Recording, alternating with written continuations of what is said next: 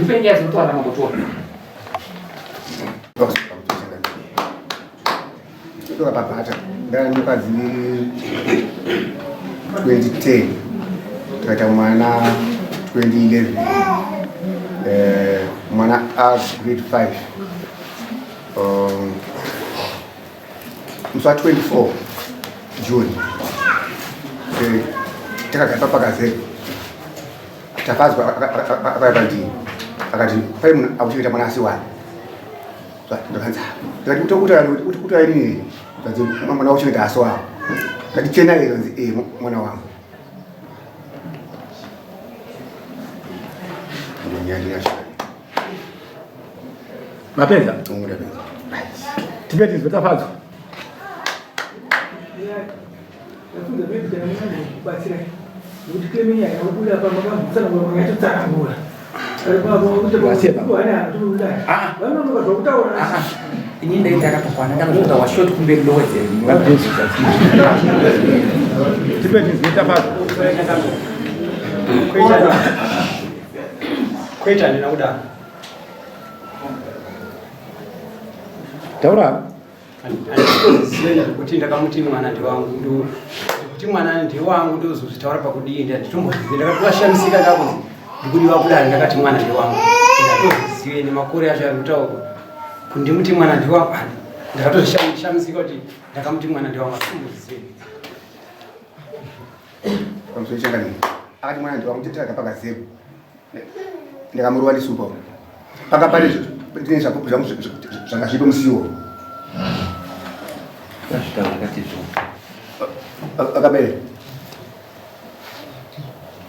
Ngao tu chako kuchinenge chokuwa nengero chokwadi kabaira kupura mazi yapete nyoruma amsore ichokwadi takagara chipa gazebo tatikati wande tafaza kabusa mumo kuti mandere mwana wari kuchengeta hazi wako mwana ndo wangu iwewe ukazodanana nomukadzi mukadzi ndingata nomupindura dara angatwa nichi anopa miri kudara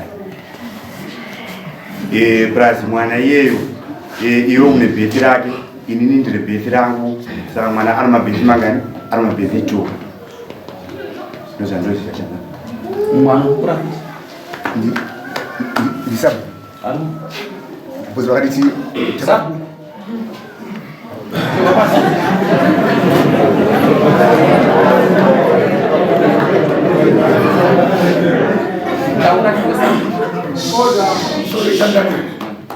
ndofunga musi wakataura mashoko ndakanga ndisipo ndakanga ndiri kumitinga kuchikoro asi nawo yakaitika ndeyekuti ava ndazoka kwandanga ndaenda kuchikoro vakazondidana kakuenda pamba pangu ndobva ndakasangana nemukomana uno tafadzwa uno ndokunzi navasabu uyu mukomana uyu anditi chi mwana ndewangu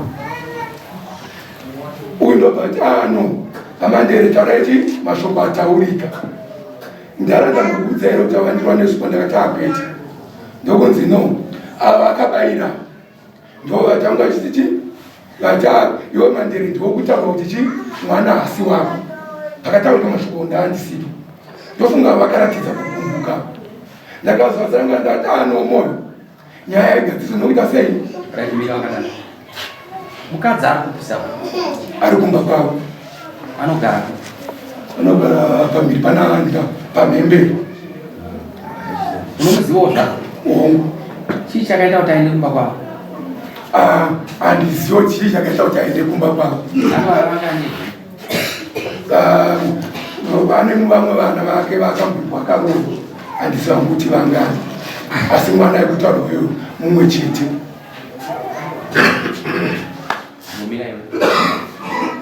iwe unogara mukadzi wacho unomuziva pamwe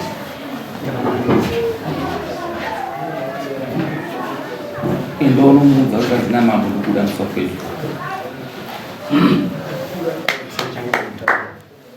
Uyu mukadzi alikwanise echikonzero kuti ndakapedzera kumuona kudhara. Enda unomuudza kuti uriwana mambo. Apa neni cheta sitakamira sana. Usiri munhu zvakuenda wamuudza kuti mambo vatwa kuda. Hazina mambo. Mundu wakudaniswa 24.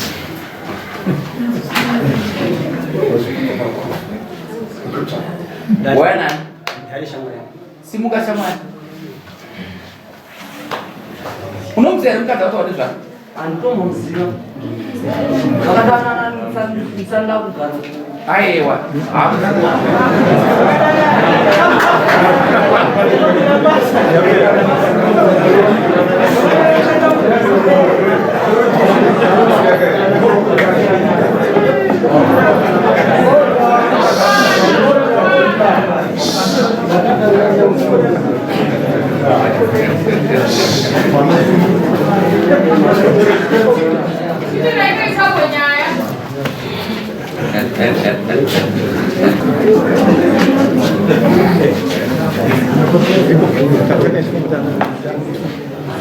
Right. The guy taure chichi.